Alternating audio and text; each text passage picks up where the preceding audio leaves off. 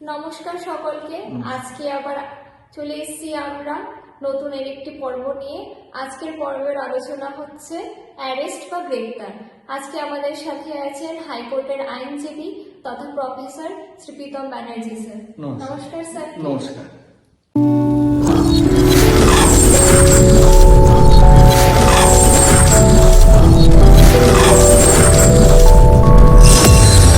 Sir, আজকের প্রথম প্রশ্ন, অ্যারেস্ট করতে গেলে কি প্রয়োজন? অ্যারেস্ট করতে গেলে একটা ওয়ারেন্ট দরকার হয়, যে ওয়ারেন্টটা ম্যাজিস্ট্রেট ইস্যু করতে পারেন। অর্থাৎ কোনো পুলিশ অফিসার যদি দাবি করেন বা রিকুইজিশন করেন বা অ্যাপ্লিকেশন করেন, তাহলে সেই অনুযায়ী ম্যাজিস্ট্রেট ওয়ারেন্ট ইস্যু করতে পারেন। ওয়ারেন্ট হচ্ছে একটা অর্ডার অফ কোর্ট বা ম্যাজিস্ট্রেট, যেটার দ্বারা কাউকে গ্রেপ্তার করা যেতে পারে, অর্থাৎ অ্যারেস্ট করা যেতে পারে। সিআরপিসি অনুযায়ী, কোড অফ ক্রিমিনাল প্রসিডিওর অনুযায়ী এই প্রসেসটা হয়। আচ্ছা স্যার, থানা বা পুলিশ অফিসার নিজে কি ওয়ারেন্ট ইস্যু করতে পারেন? না, পুলিশ অফিসার বা থানা তারা কোনো ওয়ারেন্ট ইস্যু করতে পারেন না আইনগতভাবে। ওয়ারেন্ট কেবলমাত্র ইস্যু করতে পারে ম্যাজিস্ট্রেট, অর্থাৎ এটা শুধুমাত্র কোর্টের দ্বারাই ওয়ারেন্ট ইস্যু হতে পারে। আচ্ছা আচ্ছা স্যার, এখান থেকে যে প্রশ্নটা আসছে, ওয়ারেন্ট ছাড়া কি অ্যারেস্ট করা যেতে পারে? হ্যাঁ, ওয়ারেন্ট ছাড়া অ্যারেস্ট করা যেতে পারে। আমাদের সিআরপিসি অর্থাৎ code of criminal procedure section 41 সেখানে বলে দেওয়া আছে যে কোন কোন পরিস্থিতিতে পুলিশ ওয়ারেন্ট ছাড়াই গ্রেপ্তার করতে পারে। তা সেখানে মোটামুটিভাবে বলা আছে যে সময় দেখা গেল কোনো একজন ব্যক্তি পুলিশ অফিসারের সামনে কোনো একটা কগনিজেবল অফেন্স করলে, অর্থাৎ যেটা কোনো গুরুতর অপরাধ, যেমন উদাহরণস্বরূপ বলা যেতে পারে একটা মার্ডার বা চুরি, থেফট বা ডেকয়টি বা কোনো রেপ, এরকম ধরনের কোনো একটা অফেন্স করেছে, তাহলে সেক্ষেত্রে পুলিশ অফিসার তাকে সরাসরি গ্রেপ্তার করতে পারেন এবং সেক্ষেত্রে তার কোনো ওয়ারেন্টের দরকার নেই। কারণ 41 ধারাতে বলে দেওয়া আছে যে when police can arrest any person without warrant. এবং দেখা গেল যে কোনো একটা অপরাধ করেছে বলে পুলিশের কাছে খবর হয়েছে, কেউ অভিযোগ করেছে, অর্থাৎ পুলিশে কেউ কমপ্লেন লজ করেছে, বা পুলিশের কাছে একটা ক্রেডিবল ইনফরমেশন, অর্থাৎ একটা বিশ্বস্ত সূত্রে কোনো একটা খবর এসেছে, বা একটা রিজনেবল সাসপিশন, একটা সন্দেহ দানা বাঁধছে যে কোনো একজন ব্যক্তি এমন কোনো একটা অপরাধ করেছে যেটার সাজা মোটামুটিভাবে 7 বছরের মধ্যে, তাহলে সেখানে পুলিশ তাকে গ্রেপ্তার করতে পারে।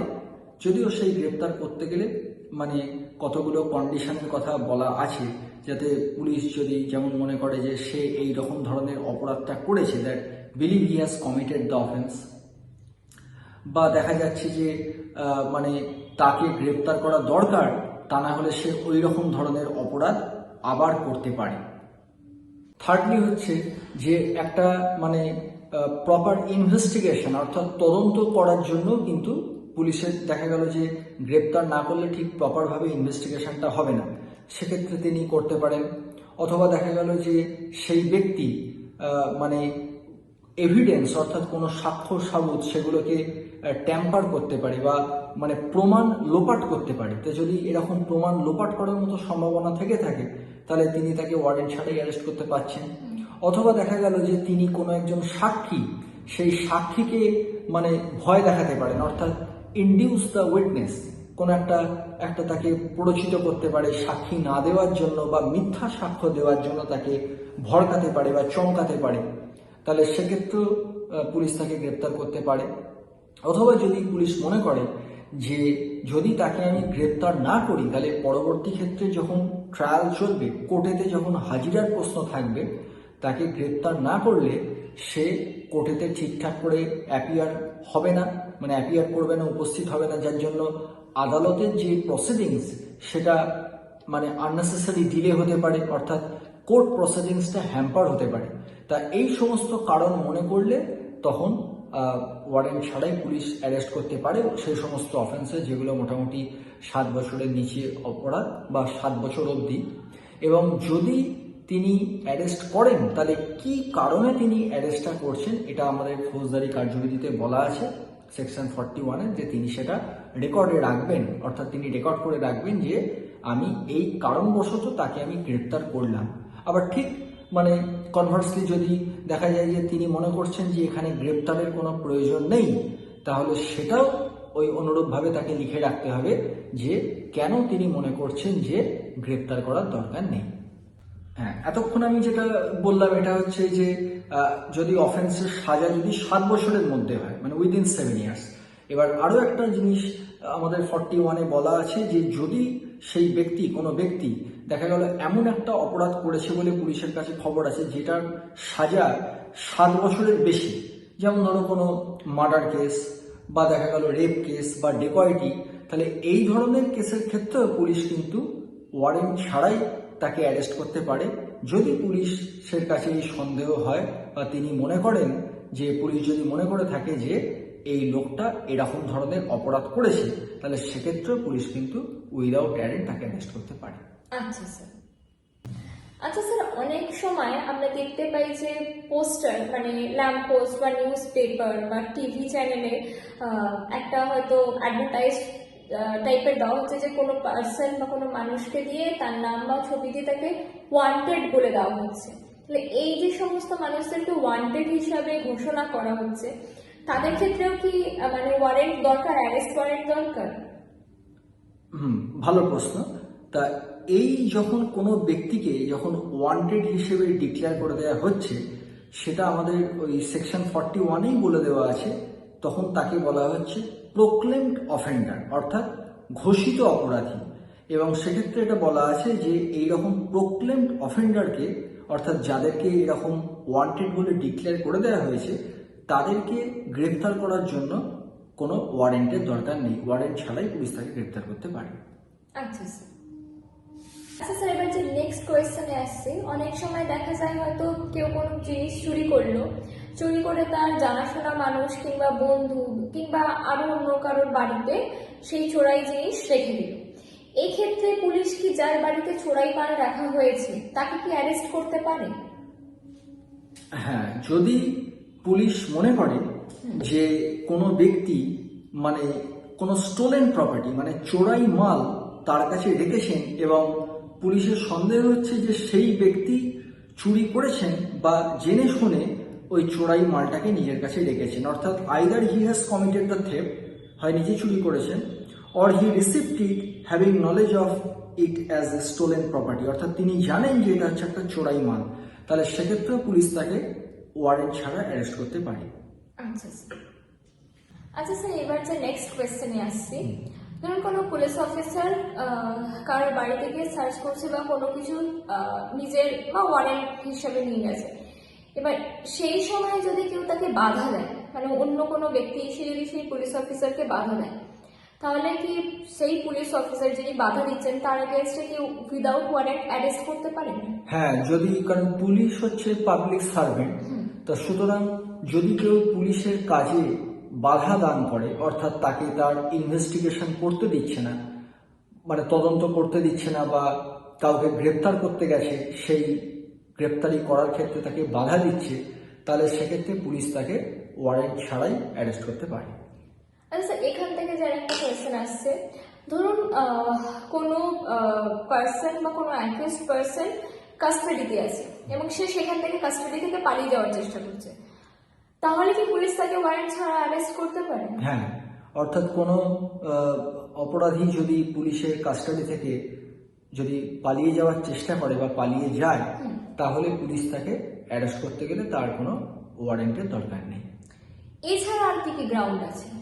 এছাড়া আর একটা গ্রাউন্ড বলা যেতে পারে, যেমন দেখা গেল অনেক সময় কেউ কোনো মানে সৈন্য মানে মিলিটারি বা আর্মিতে আছে, তো তিনি সেই কাজের জায়গা থেকে হয়তো নিরুদ্দেশ বা পালিয়ে গেছে, তা সেরকম ক্ষেত্রে সেই যে আর্মি পার্সোনেল তাকে কিন্তু অ্যারেস্ট করতে পুলিশ পারে কোনো রকম ওয়ারেন্ট ছাড়াই।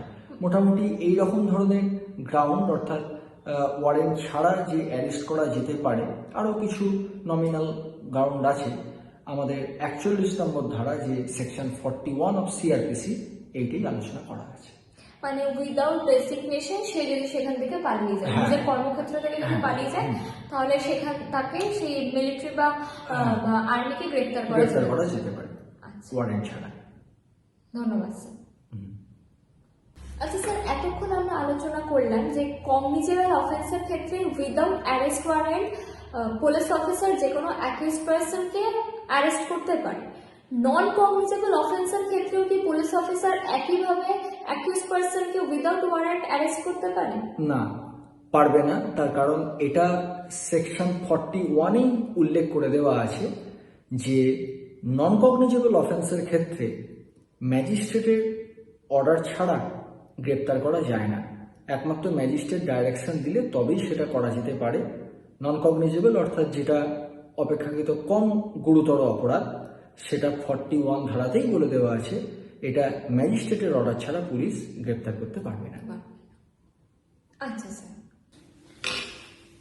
আচ্ছা স্যার, নেক্সট কোয়েশ্চেনে আসছি। পুলিশ অ্যারেস্ট করতে গেলে কি অ্যাকিউজড পারসনের উপর ফোর্স অ্যাপ্লাই করতে পারে? হ্যাঁ, ভালো প্রশ্ন করেছো। এটা সেকশন 49 সিআরপিসিতে বলে দেওয়া আছে যে নো আননেসেসারি রেস্ট্রেন্ট, অর্থাৎ গ্রেপ্তার করতে গেলে প্রয়োজনের অতিরিক্ত কোনো ফোর্স পুলিশ অ্যাপ্লাই করতে পারবে না। অর্থাৎ যদি কাউকে গ্রেপ্তার করতে পুলিশ গিয়ে থাকে, সে যদি পালাবার চেষ্টা করে, তো সেইটা আটকাবার জন্য পুলিশ রিজনেবল ফোর্স অ্যাপ্লাই করতে পারে, কিন্তু আনরিজনেবল বা আননেসেসারি রেস্ট্রেন্ট পুলিশ ব্যবহার করতে পারবে না। অর্থাৎ যতটুকুনি দরকার তার বেশি শক্তি পুলিশ অ্যাপ্লাই করতে পারবে না। স্যার, এতে কি মেরেও ফেলতে পারে অ্যাকিউজড পারসনকে পুলিশ গ্রেপ্তারের সময়? না, এটা আমাদের 46 যে সেকশন আছে সিআরপিসি, সেখানে বলে দেওয়া আছে যে যদি কোনো ব্যক্তি যাকে অ্যারেস্ট করতে যাওয়া হয়েছে যদি সে পালিয়ে যাওয়ার চেষ্টা করে, তাহলে সেক্ষেত্রে পুলিশ ফোর্স অ্যাপ্লাই করতে পারে এবং তাকে গ্রেপ্তার করার জন্য ফোর্স অ্যাপ্লাই করতে পারে যদি সে পালিয়ে যাওয়ার চেষ্টা করে। কিন্তু কোনো অবস্থাতেই মেরে ফেলতে পারবে না, একমাত্র দুটো ব্যতিক্রমী ক্ষেত্র ছাড়া। অর্থাৎ দেখা যাচ্ছে যাকে অ্যারেস্ট করতে যাচ্ছে তার বিরুদ্ধে চার্জটা হচ্ছে যে হয় কোনো ডেথ সেন্টেন্স বা লাইফ ইমপ্রিজনমেন্ট, অর্থাৎ অপরাধী এমন কোনো একটা দোষে অভিযুক্ত হয়েছে যেটার শাস্তি হয় ফাঁসি বা যাবজ্জীবন কারাদণ্ড। তাহলে সেই ক্ষেত্রেই একমাত্র অ্যারেস্ট করার ক্ষেত্রে যদি বাধা দান হয় বা অ্যারেস্ট করতে যাওয়ার ক্ষেত্রে প্রয়োজন হলে সেই ব্যক্তিকে পুলিশ মেরে দিতে পারে, অর্থাৎ it can cause the death. শুধুমাত্র এই দুটো কেসের ক্ষেত্রে যদি তার উপর অভিযোগটা হয় এমন কোনো একটা অপরাধ যার সাজা হয় ডেথ সেন্টেন্স বা লাইফ ইমপ্রিজনমেন্ট, অন্যথায় পুলিশ এই কাজ করতে পারবে না। আচ্ছা স্যার, এখান থেকে আরেকটা প্রশ্ন আসছে মেরে ফেলার ক্ষেত্রে। আমরা অনেক সময় দেখি এনকাউন্টার ব্যাপারটা, পুলিশ হয়তো খুব কম ক্ষেত্রে দেখা গেছে, কিন্তু এই এনকাউন্টার করার যে ব্যাপারটা, তো সেটা কি আইনসম্মত না আইন বিরোধী? এনকাউন্টার যদি দেখা যায় যে যাকে গ্রেপ্তার করতে গেছে সে যদি পুলিশকে আক্রমণ করে বা দেখা গেল পুলিশের ওপর অ্যাটাক করেছে, তখন সেটাকে রেজিস্ট করার জন্য যদি এনকাউন্টার হয়, সেটা তো আইনগতভাবে সিদ্ধ, কারণ পুলিশ অ্যারেস্ট করতে গেলে তখন সেই ফোর্স তাকে অ্যাপ্লাই করতে হচ্ছে। কিন্তু যদি এনকাউন্টারটা ফেক হয়, অর্থাৎ দেখা গেল যে যাকে পুলিশ গুলি করে দিয়েছে বা মেরে ফেলেছে সে কোনো রকম বাধা দান করেনি, অর্থাৎ ঘটনাটা শুধুমাত্র সাজানো, কারণ যদি লোকটা অপরাধ করেও থাকে সেটা তো বিচার সাপেক্ষ, কিন্তু পুলিশ তো গুলি করতে পারে না। তা যদি ফেক এনকাউন্টার হয় তখন তার শাস্তি হবে।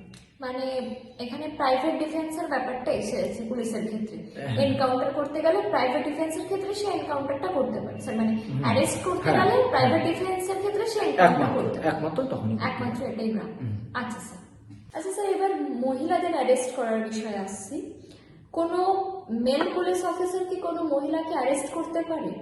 না, এটা আমাদের সেকশন 46-এ বলে দেওয়া আছে যে কোনো মহিলাকে অ্যারেস্ট করতে গেলে একজন মহিলা পুলিশ অফিসারই কোনো মহিলাকে অ্যারেস্ট করতে পারে, কোনো পুরুষ পুলিশ অফিসার কোনো মহিলাকে অ্যারেস্ট করতে পারবে না, কেবলমাত্র মহিলা পুলিশ অফিসারই পারবে। আচ্ছা স্যার, এরকম ক্ষেত্রে ধরুন যে সূর্যাস্ত হয়ে গেছে, বা রাত হয়ে গেছে, বা পুলিশের কাছে ইনফরমেশন এসছে কোনো মহিলাকে ইমিডিয়েট অ্যারেস্ট করতে হবে, হয়তো তখনও সকাল হয়নি, এই ক্ষেত্রে কি ইমিডিয়েট পুলিশ অ্যাকশন নিয়ে সেই অ্যাকিউজড মহিলাকে গ্রেফতার করতে পারে? এটাও সেকশন 46-এ বলে দেওয়া আছে যে মহিলাকে গ্রেপ্তার করতে গেলে after sunset and before sunrise সাধারণভাবে করা যায় না, অর্থাৎ কোনো মহিলাকে after sunset and before sunrise arrest করা যাবে না। কিছু এক্সেপশনাল সার্কামস্ট্যান্সেস ছাড়া, অর্থাৎ কয়েকটা ব্যতিক্রমী পরিস্থিতি আছে, তা সেই এক্সেপশনাল সার্কামস্ট্যান্সেসে কোনো মহিলা পুলিশ অফিসার একটা রিটেন একটা লেখার পর একটা সমস্ত কন্ডিশনগুলো রিটেন লিখে তিনি যদি ফার্স্ট ক্লাস ম্যাজিস্ট্রেটের কাছে দেন, ফার্স্ট ক্লাস ম্যাজিস্ট্রেট যদি সেই রিটেন স্টেটমেন্টের ওপর বেস করে কোনো অর্ডার দেন, তবেই কিন্তু after sunset before sunrise arrest করা যেতে পারে, নইলে করা যাবে না। আচ্ছা স্যার, অনেক ধন্যবাদ স্যারকে। আজকে আবারও এত গুরুত্বপূর্ণ আলোচনা নিয়ে আসে একটা সভা করার জন্য, এবং আমাদের সভা আজকে আমরা এখানেই শেষ করছি। পরবর্তী পর্বে আবার দেখা হবে, ততক্ষণের জন্য নমস্কার সকলকে। নমস্কার।